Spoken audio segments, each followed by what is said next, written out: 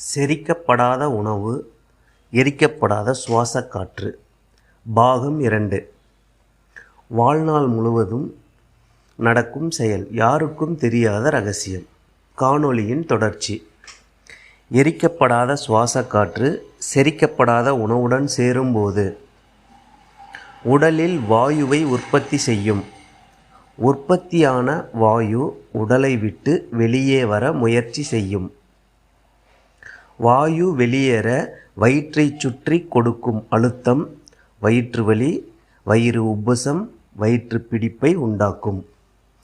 வாயு கீழ்நோக்கி நகரும்போது இடுப்பு வலி, முழங்கால் வலி, கெண்டைக்கால் வலி, குதிகால் வலி உருவாகும். வாயு மேல்நோக்கி நகரும்போது அஜீரணம், நெஞ்சுக்கரிப்பு, மார்பில் அழுத்தம், தோள்பட்டை வலி, முதுகு வலி, தலைச்சுற்றல், கழுத்து வலி ஏற்படும். பலருக்கும் இன்று வரை புரியாத புதிராக இருப்பது இதுதான். வாயு பொருட்களை சாப்பிடுவதே இல்லை. பிறகு எப்படி உடலில் வாயு உற்பத்தியானது? இதற்கான தீர்வு அடுத்த பதிவில் பாகம் 3 தெரியும்.